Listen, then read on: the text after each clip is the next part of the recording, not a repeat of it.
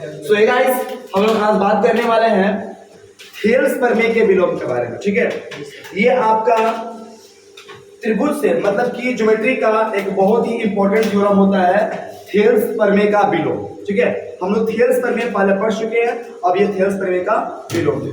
Thales प्रमेय का विलोम क्या होता है? किसी त्रिभुज के दो भुजाओं को एक ही अनुपात में विभाजित करने वाली सरल रेखा तीसरी भुजा के समानांतर होती है। ठीक है, क्या होती है?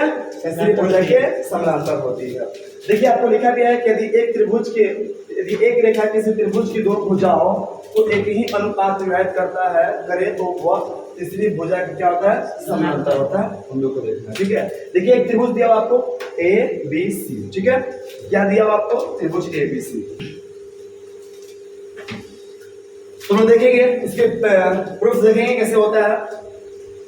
दिया है क्या इसमें? त्रिभुज ए बी सी में क्या दिया हुआ है? त्रिभुज ए बी सी में रेखा डीई भुजाएं ए बी तथा एसी को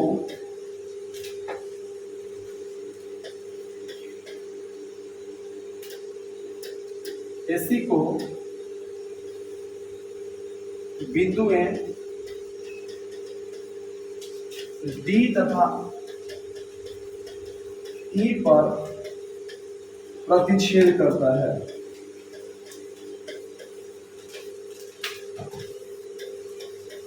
कर रहा है।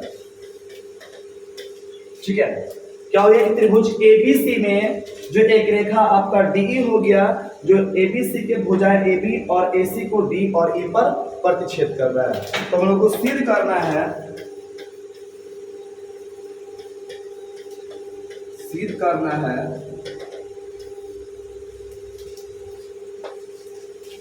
डीई समानांतर बीसी। ठीक है, कैसे साबित हम लोग को? डीई समानांतर बीसी। अब आइए देखते हैं हम लोग प्रमाण इसका कैसे साबित होगा। देखिए, एक हम लोग रचना करेंगे इसमें, जहां जहां रचना की आवश्यकता होती है हम लोग वहां पर रचना करते हैं। इसमें रचना करेंगे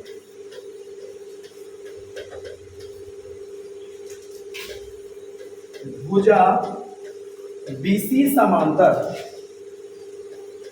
डीई डैश खींचा,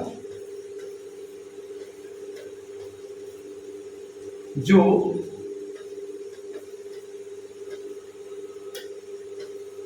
भुजा एसी को ई डैश पर प्रतिच्छेद किया। ठीक है, प्रतिच्छेद। अब आइए हम लोग बात करेंगे प्रमाण पर।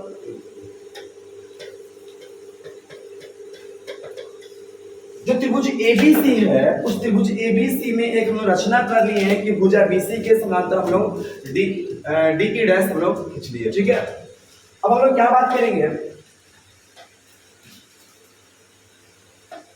त्रिभुज एबीसी में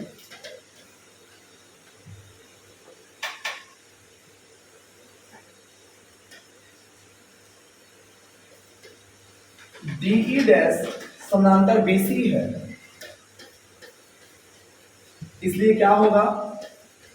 एडी बटा में डीबी बराबर एई डैश बटा में ई डैश सी। समीकरण एक थेल्स प्रमेय से।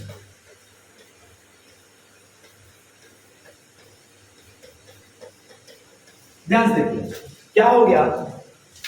जो त्रिभुज एबीसी में हम लोग डीई समांतर खींचे हैं बीसी का, इसलिए क्या होगा आपको कि एडी बटा डीबी बराबर एई डैश बटा में ई डैश सी। ये थेल्स प्रमेय से आ गया। ठीक है, और हम लोग क्या देख चुके हैं कि पहले से दे रखा है कि जो रेखा डीई है वो एबी और एसी को एक ही अनुपात में विभाजित करता है। ठीक है, रेखा डीई भुजाएं AB तथा AC को एक ही अनुपात में विभाजित कर रहा है। इसका मतलब क्या हो गया? यहाँ पर एक ही अनुपात में विभाजित करने का मतलब क्या हो गया कि AD बटा में DB बराबर AE बटा में EC। समीकरण 2।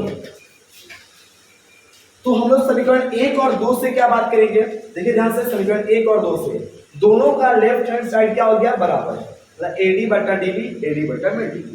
इसका मतलब दोनों का राइट हैंड क्या होगा? बराबर हो जाएगा। ठीक है, तो हम लोग करेंगे समीकरण 1 और 2 से क्या बन जाएगा? AE डैश बटा में E डैश C बराबर AE बटा में EC।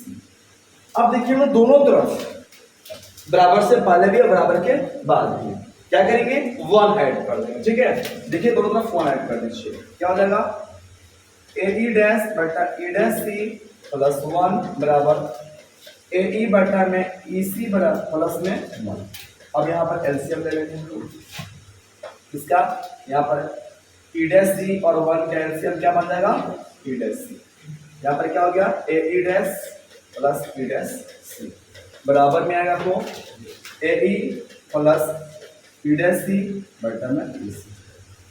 आप देखिए ध्यान से, यहाँ पर E dash C plus AE dash plus में E डैश C, क्या देख रहे हैं हम लोग? AE डैश और प्लस में E डैश C मिलकर क्या बन रहा है आपको? AC। और AE प्लस में EC मिलकर क्या बन रहा है आपको? AC। इसका मतलब यहाँ पर क्या हो गया? ऊपर इसे भी बन गया AC बटा में A डैश C और यहाँ पर क्या हो गया? AC बटा में EC। ये दोनों बन गया आपको क्या बन गया? आपको यहाँ से आ जाएगा E dash C equal to EC आ जाएगा। E dash C equal to EC। यहां से जो आप देख रहे हैं क्या नाम क्या है? यहां से बाबू कि E डैश C और EC यहां से यहां तक, यहां से यहां और यहां से यहां इक्वल। ये कब इक्वल होगा? जब आपका बिंदु E और E डैश कोइंसाइड कर जाए। ठीक है, कोइंसाइड कर जाए मतलब संपाती बिंदु हो जाए, तब जाकर के संभव होगा। ठीक है, तो हम लोग क्या कहेंगे? यह तब संभव होगा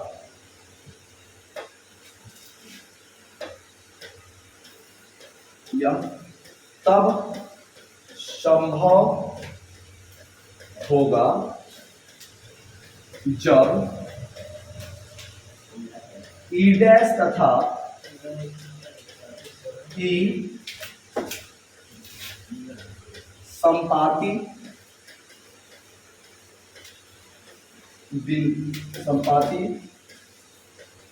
बिंदु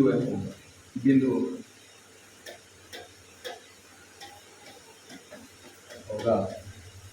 ठीक है, अतः जहां आपने लिखा था BC समांतर